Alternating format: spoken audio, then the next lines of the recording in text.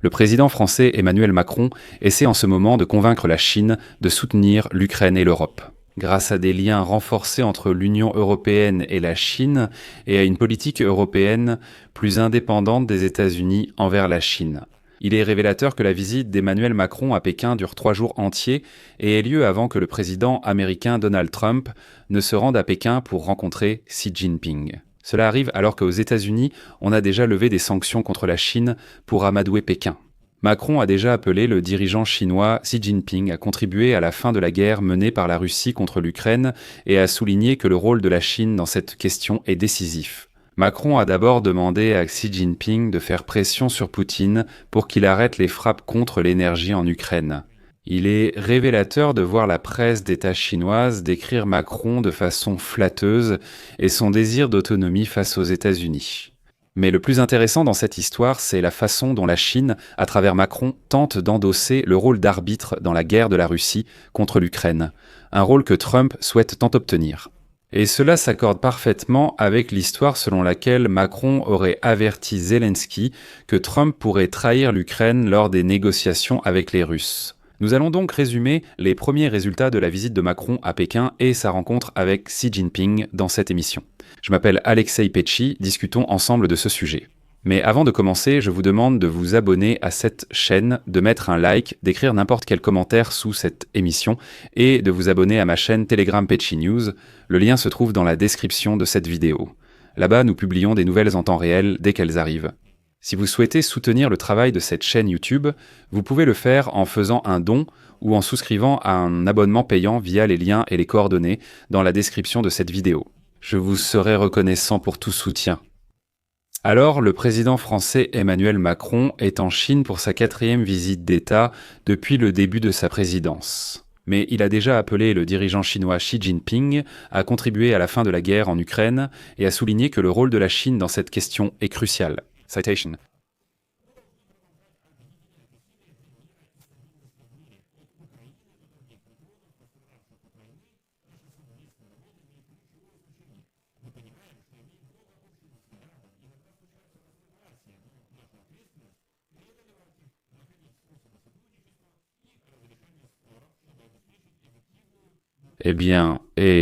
De plus, Macron a exhorté Xi Jinping à faire pression sur le dictateur chauve Poutine pour qu'il cesse de frapper les infrastructures énergétiques en Ukraine cet hiver.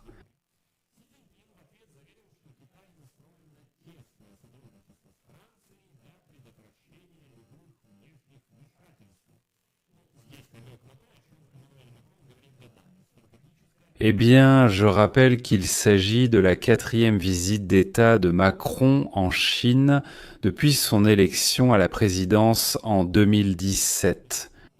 En 2017, Macron a déclaré pour la première fois que l'Europe devait avoir une autonomie stratégique militaire, diplomatique et politique. Xi Jinping a été accueilli solennellement en France dans le passé. En 2024, le palais de l'Élysée souligne que le temps que le dirigeant chinois passera avec Macron jusqu'à vendredi, y compris en privé, souligne l'importance des relations entre les deux pays. Et il est intéressant de voir comment les médias d'État chinois couvrent les nouvelles concernant la visite de Macron à Pékin. Il est essentiel de comprendre les intentions de la Chine et de la France. Démêlons cela maintenant. Il existe un journal appelé Global Times, c'est un quotidien communiste chinois en anglais. Et j'y vais très souvent pour voir ce qu'ils écrivent afin de comprendre la véritable position de Pékin. Ce journal porte-parole du Parti communiste, le Global Times, écrit aujourd'hui, je cite, « Xi Jinping a déclaré que la Chine et la France, grands pays indépendants et responsables, favorise les pays et la multipolarité et renforce la solidarité et la coopération entre les peuples. Xi Jinping a affirmé que la Chine est prête à coopérer avec la France en toutes circonstances, selon les intérêts fondamentaux des deux peuples et ceux de la communauté internationale, avec un dialogue égalitaire et une coopération ouverte, afin que le partenariat stratégique global sino-français continue de se développer avec confiance et de prospérer au cours des 60 prochaines années, en démontrant pleinement sa valeur stratégique et en apportant une nouvelle contribution à la promotion d'un monde multipolaire, juste et ordonné. Xi Jinping a souligné que, quels que soient les changements dans l'environnement extérieur, la Chine et la France doivent toujours faire preuve d'une vision stratégique et d'indépendance en tant que grande puissance. Eh bien, ensuite, Xi Jinping déclare directement qu'il est intéressé, qu'il souhaite que la France devienne presque le partenaire clé de la Chine en Europe. Citation.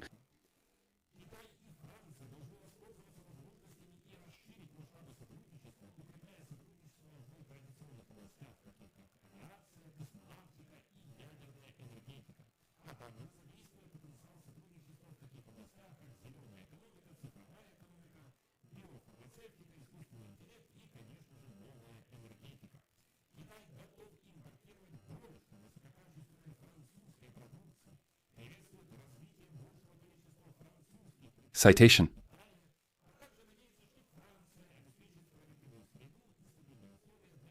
Citation. Et c'est ici que ça devient vraiment intéressant.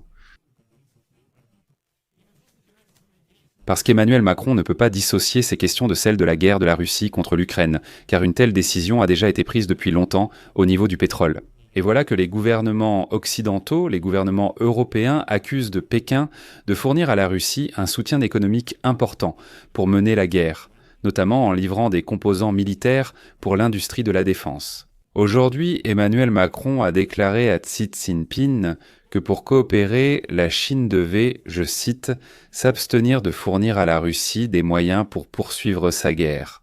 Et aussi surprenant que cela puisse paraître, Xi Jinping peut réellement en ce moment jouer en faveur de l'Ukraine. En ce moment, il est important pour Pékin de montrer que la guerre de la Russie contre l'Ukraine ne peut pas être résolue sans la participation de la Chine. Surtout dans le contexte où Donald Trump a de nouveau tenté de conclure un accord et a de nouveau envoyé Steven Witkoff à Moscou auprès de Poutine, et encore une fois, cela n'a rien donné. Le deuxième aspect des intérêts de la Chine est d'empêcher un rapprochement russo-américain trop actif. Pas moi, parce qu'en Chine, on comprend que c'est possible. Si effectivement Donald Trump pousse Kiev à faire d'énormes concessions et qu'un accord de paix est signé, absolument défavorable à Kiev, alors Moscou aura la possibilité de se rapprocher économiquement et commercialement des Américains. Pour la Chine, cela n'est absolument pas avantageux. Par ailleurs, de grandes concessions au Kremlin serviront de point de départ pour que la Russie tente de regagner son influence. En Asie centrale et dans le Caucase, la Chine s'est progressivement implantée pendant les années de guerre à grande échelle. Enfin, la troisième raison concerne Taïwan, une question très intéressante pour nous. Souvenez-vous de l'année 2023, lorsque la Chine a présenté son plan de paix en seulement 6 points. À ce moment-là, Poutine disait aussi non, ce plan de paix ne nous convient pas. C'était étrange. Xi Jinping, allié de Poutine, présentait son plan de paix et Poutine le critiquait. Donc le premier point de ce plan de paix était très intéressant. Il s'agissait de la souveraineté et de l'intégrité territoriale de l'Ukraine. Pour la Chine, c'est crucial, non par amour pour l'Ukraine, mais en raison de Taïwan que Pékin considère comme son territoire. Et la reconnaissance des soi-disant nouveaux territoires russes à travers l'étape de reconnaissance des républiques populaires comme la République populaire de Louhansk et la République populaire de Donetsk, c'est un terrible précédent pour Pékin. Cela peut et doit être utilisé. Parce que dans ce cas, si la Chine accepte tout cela et permet à Poutine de terminer la guerre de cette manière, alors le monde entier dira à Xi Jinping « Écoute, attends une minute. Tu as reconnu ici certaines républiques populaires de Louhansk, République populaire de Donetsk, qui sont ensuite soi-disant devenues une partie de la Russie. Où est donc le problème avec Taïwan ? Pourquoi as-tu cessé de t'occuper de la République populaire de Taïwan, alors que tu as reconnu certaines républiques populaires de Louhansk, République populaire de Donetsk ? Le magazine Spiegel rapporte qu'avant son voyage à Pékin, Emmanuel Macron, Friedrich Merz et d'autres dirigeants européens ont appelé Volodymyr Zelensky pour l'avertir que Donald Trump pourrait abandonner l'Ukraine sur la question du territoire et des garanties de sécurité. C'est pourquoi l'Europe doit agir de manière autonome à cet égard. Le président français est, selon moi, un bon médiateur avec Xi Jinping, qui apprécie Emmanuel Macron pour ses positions sur l'autonomie stratégique face aux États-Unis. En fin de compte, la tentative américaine de diriger les négociations de paix sur l'Ukraine a échoué. Ainsi, le processus de paix pourrait prendre forme dès 2026 avec la participation importante de la Chine. Donc, si Emmanuel Macron réussit dans ses négociations avec Xi Jinping, cela pourrait apporter des résultats absolument inattendus. Je vais mettre des points de suspension ici. Partagez vos avis en commentaire, abonnez-vous, activez la cloche et mettez un like. C'est tout pour aujourd'hui, prenez soin de vous, à bientôt. Sous-titres réalisés.